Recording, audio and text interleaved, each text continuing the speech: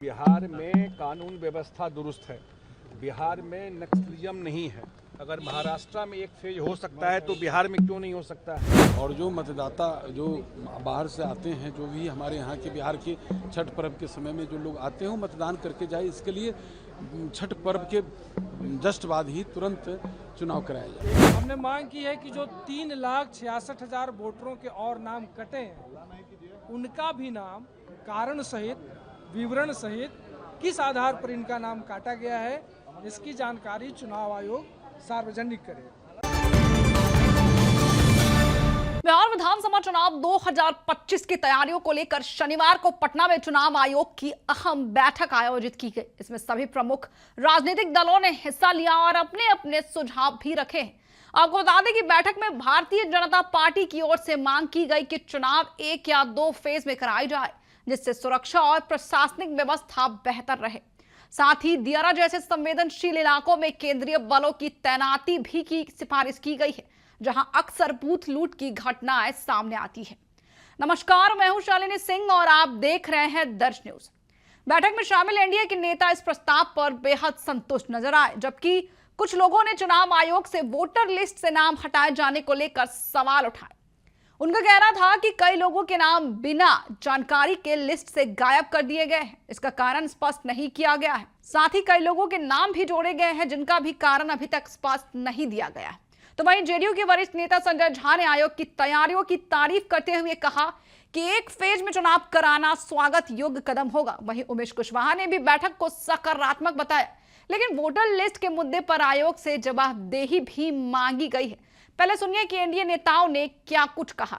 इसकी वजह यह है कि बिहार में कानून व्यवस्था दुरुस्त है। बिहार में नक्सलिज्म नहीं है। अगर महाराष्ट्र में एक फेज हो सकता है तो बिहार में क्यों नहीं हो सकता है।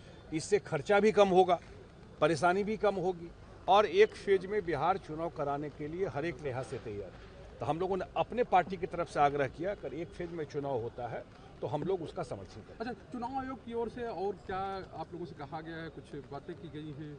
नहीं, और तो नहीं कुछ कहा गया। हम लोगों ने अपनी बात रखी, धन्यवाद दिया कि एसआईआर पे चुनाव आयोग ने बढ़िया काम किया और इसमें जो बोगस वोटर थे उनका नाम हटा और बिहार देश को भी रोशनी दिखाएगा एसआईआर के मामले में।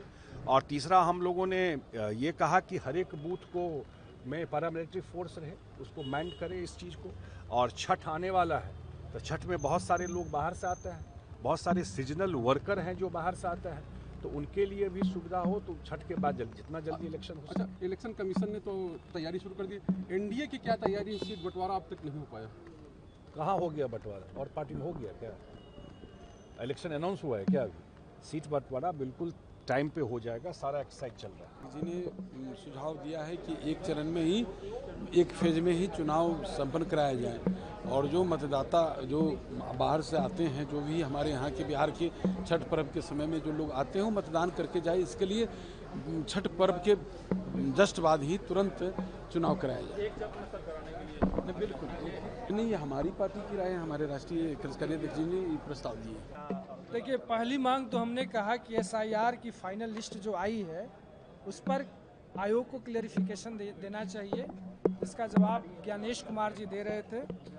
हमने मांग की है कि जो 3,66,000 वोटरों के और नाम कटे हैं उनका भी नाम कारण सहित विवरण सहित किस आधार पर इनका नाम काटा गया है, इसकी जानकारी चुनाव आयोग सार्वजनिक करे।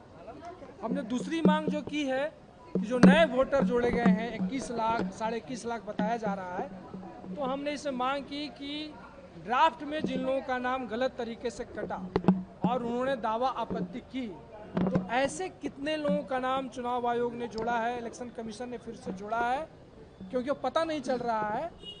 दोनों नाम मिला दिए गए हैं, दावा आपत्ति वाले भी और नए लोगों का भी, दोनों को फॉर्म 6 भरना पड़ा है, तो उनका नाम वो अलग अलग करके बताएं, बूथ वाइज जारी करें।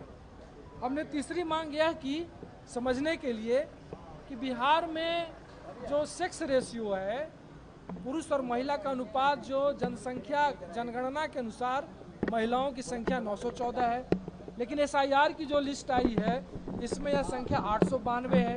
तो हमने चुनाव आयोग से पूछा कि बिहार में महिलाओं की संख्या गिर गई है या फिर महिलाओं का नाम ज़्यादा काटा गया है, इसका कोई क्लेरिफिकेशन हमारे पास नहीं है। आयोग ने कहा है कि वो जांच करके इसको देखेंगे। हमने 17C फॉर्म जो पोलिंग के दिन दिया जाता है पोलिंग एजेंट को, जो कहीं भी शायद ही नियमतः देना है, लेकिन शायद ही कहीं भी पोलिंग एजेंट को मिलता है, तो इसको हम लोगों ने प्रमुखता से रखा आयोग के सामने कि हमारे हर पोलिंग एजेंट को 17C फॉर्म मिलना चाहिए। इसके साथ साथ हमने कहा कि 2 फेजों में चुनाव कराइए, क्योंकि बहुत थकाऊ हो जाता है, बहुत खर्चीला हो जाता है चुनाव, और उसमें तो आप जानते ही हैं कि जो फर्जी वोटर भाजपा ने बनाए हैं उसको एक जगह से दूसरी जगह ले जाने में सुविधा होती है यदि बहुत चरणों में चुनाव होता है। तो हमने 2 चरणों में चुनाव की मांग की है। अब वो देखिए क्या होता है, कितने चरणों में चुनाव होता है। इसके साथ साथ एक चीज़ हमने और मांगा है कि दलितों के, अल्पसंख्यकों के, गरीब टोलों में बूथ की व्यवस्था की जाए। यदि वहाँ कोई भवन नहीं है सरकारी भवन, तो चलंत बूथों की व्यवस्था की जाए।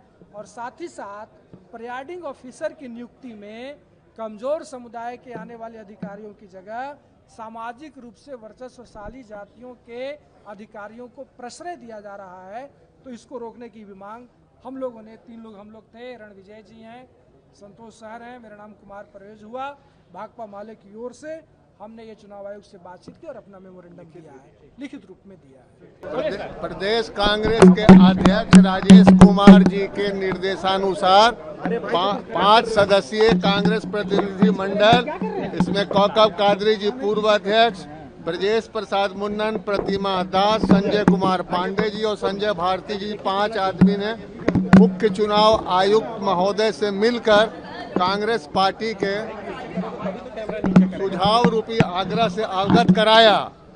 अभी हम आपको कुछ भी बोलने की स्थिति में नहीं हैं। अध्यक्ष महोदय प्रेस कॉन्फ्रेंस करके सदाकत आश्रम में विस्तृत जानकारी देंगे।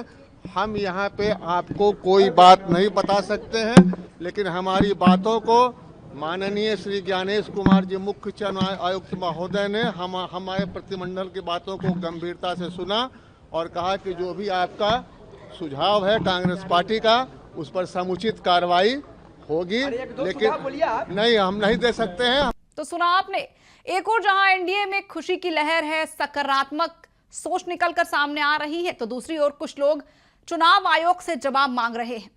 हमें कमेंट बॉक्स में लिखकर जरूर बताएं कि आप क्या चाहते हैं। बने रहे हमारे साथ और देखते रहे दर्श न्यूज बिहार की हर खबर सबसे पहले हमारे साथ।